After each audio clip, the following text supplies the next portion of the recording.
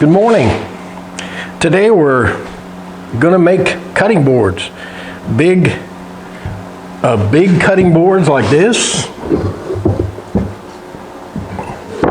Smaller cutting boards like this. Medium-sized cutting boards. All of them are different. And there's a lot of takeaways. So if you want to see all this, stay tuned, because that's what we're going to do next. Well, good morning and welcome to Memphis Monday 370. Hope you got your coffee, turn the news off. And today we're going to make some cutting boards. We're going to make several different species of wood, several different designs. I think we'll probably make at least 8, maybe even 10 total cutting boards. I showed you the stock I had cut out last week, so we got kind of a jump on it, so we can finish it in one go. Deal with cutting boards. You got glue ups, and then you have to cut them again, and then you have to glue them up again. So it's always there's a delay built in there. But we've already got some of that done. But let's knock off the chit chat. Let's recharge our coffee cups, and let's get to work. This is the glue up for our the one that's going to have the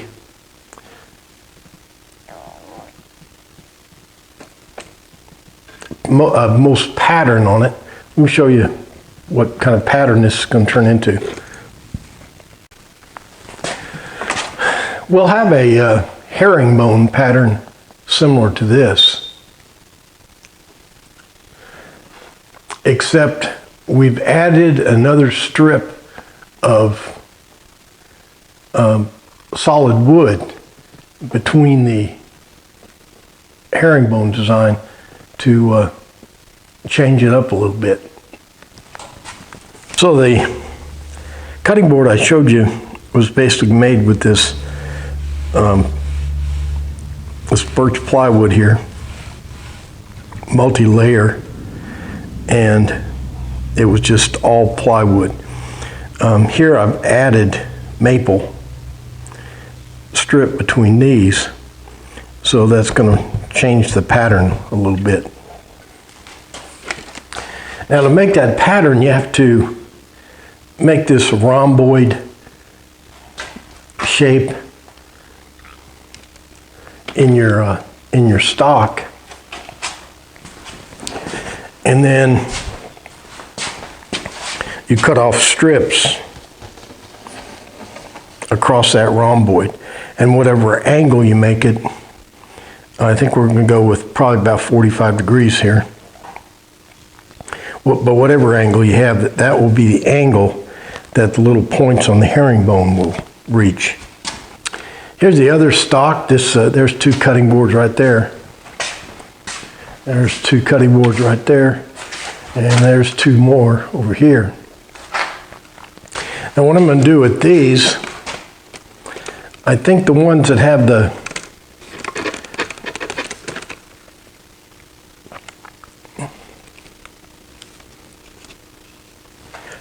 most distinctive patterns like this one, I'm going to leave them in the quarter sawn direction. The first thing I got to do is take these smaller cutting boards out of the out of the clamps and try to scrape some of the glue, because I'll be running these through the thickness planer.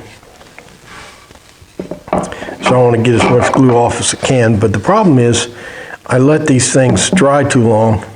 I usually like to unglue them or unclamp them within an hour or so, but I didn't get around to it. and now my glue is real hard. I'll tell you what, I'll put you on hold for a couple of seconds and work on this glue problem. Here's a takeaway. What I use for a glue scraper is an old chisel that I bolted to this this stick here. Because this is another old wood chisel, and you can use it, but you can't get the right angle on the glue because you're going to whack your knuckles. But if you set this up, then you have a real good glue scraper.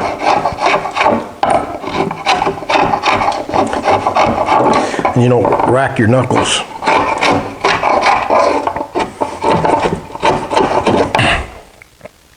We're going to use this DeWalt thickness planer to smooth down the narrower boards. And we're going to use this 25-inch drum sander to do the wider boards.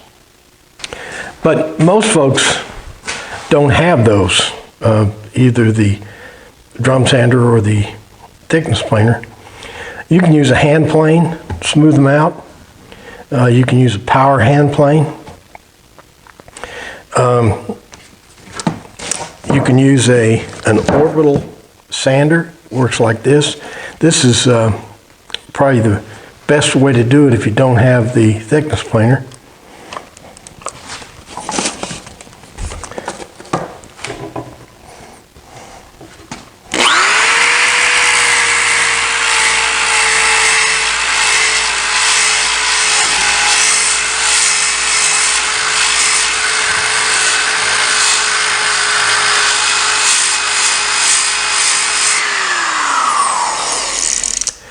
So that's an orbital sander. Now this is the same thing. It's an orbital sander too, but it's just one of those pads that you put on a drill.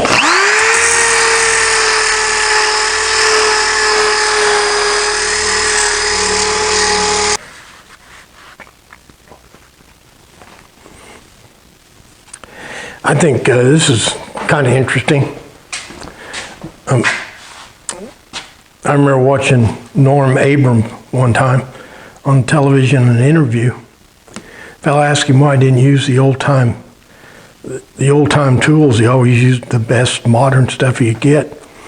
And he said he was doing woodworking the same way those old time guys did.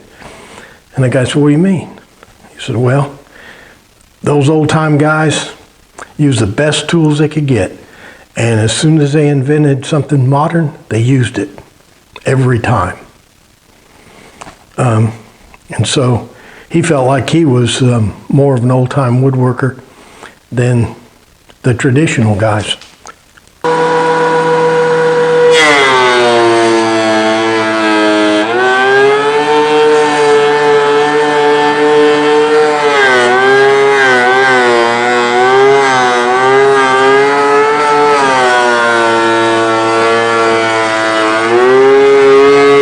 So Norm's point in that story was that he was a traditional woodworker.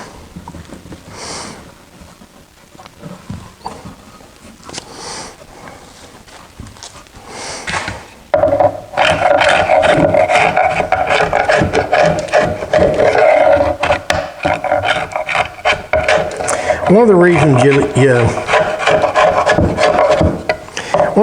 you use thickness planer on these is the glue doesn't clog up the thickness planer as bad. But if you try to run this glue through the drum sander, the glue will clog up the paper.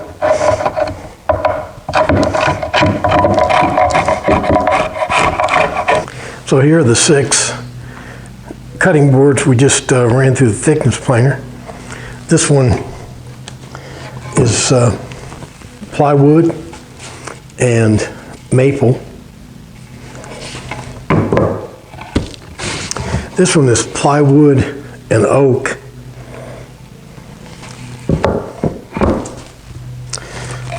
This one is maple and teak. And then these three are teak and cherry. Okay, next thing we're gonna do is the diagonal cuts on this. What we have to do first of all is cut we'll just trim this edge off, and then we'll be running it through the table saw after we run it through the 25-inch drum sander.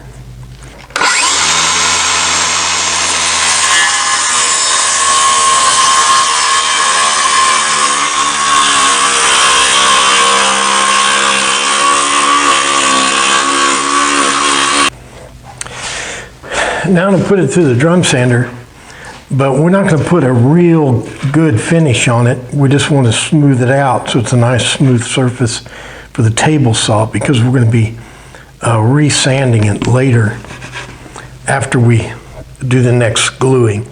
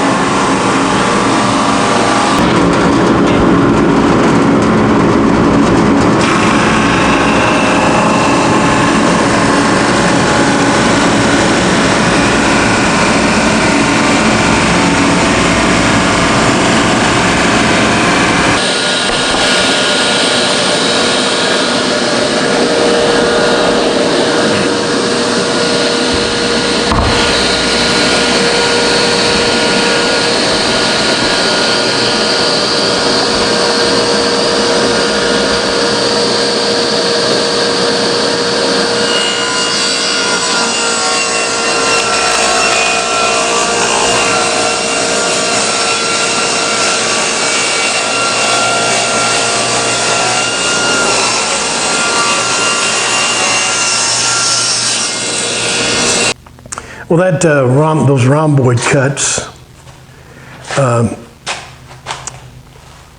yielded 2 glue ups, and we'll get 2 cutting boards out of each glue up. But that's exactly the pattern we're looking for right there. We get these glue ups done, and we'll be on a roll. The other one, I did the herringbone, but this one I'm going to do a checkerboard design.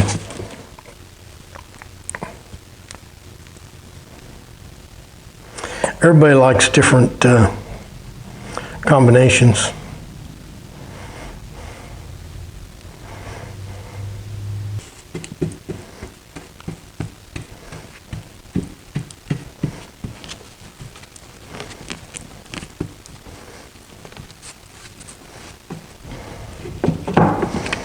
I should begin to see this checkerboard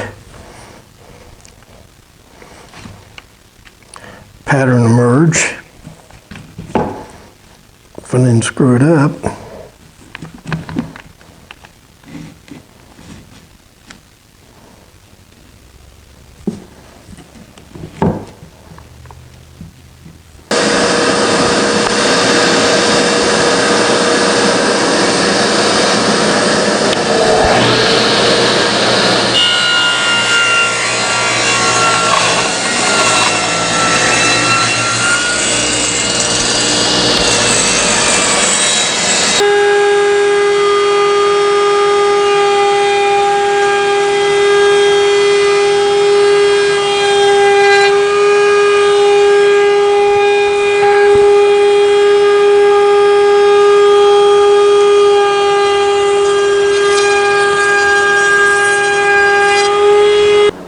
Well, I got our boards cut out and took them over the router and routed the corners and stuff. Even put these little hand finger holes on the side. And now what I'm doing is sanding the boards. And then the next plan will be to we'll put some butcher block oil on them, and then we'll take a look at them. So we're almost there.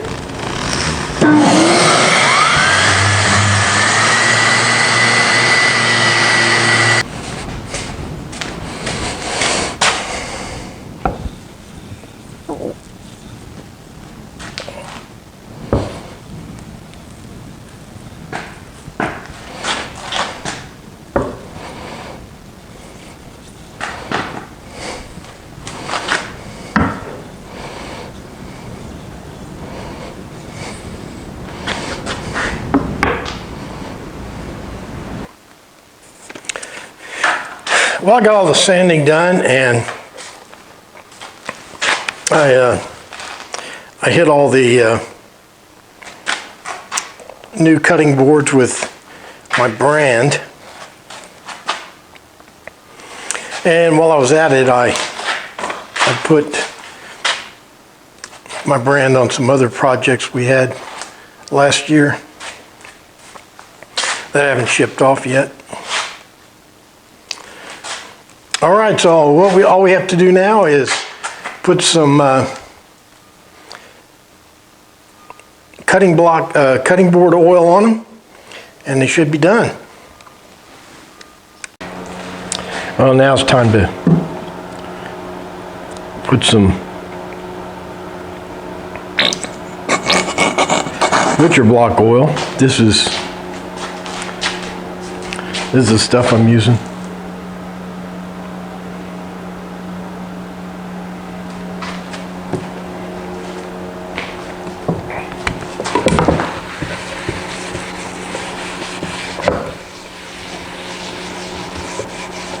You can get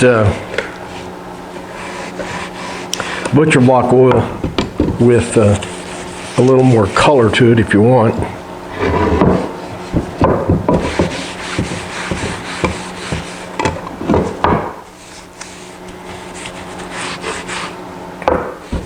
What you do on these is you put this, when they're new, you put the butcher block oil on it, a couple of times a day for 3-4 days, and really treat it.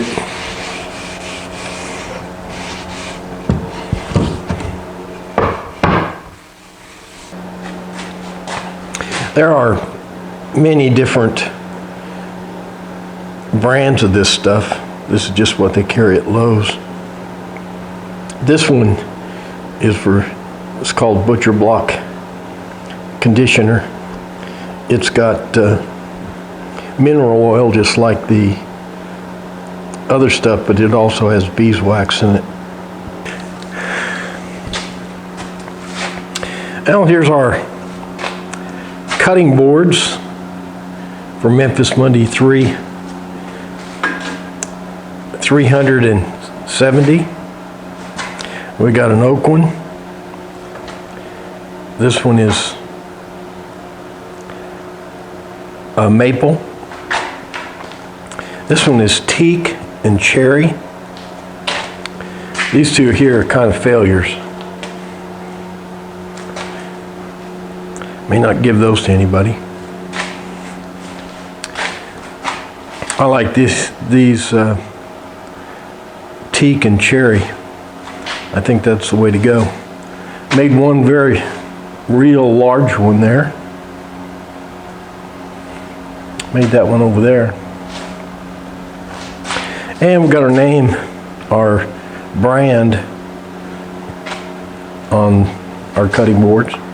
So overall, I'm pretty satisfied, except for these two right here. I don't like them.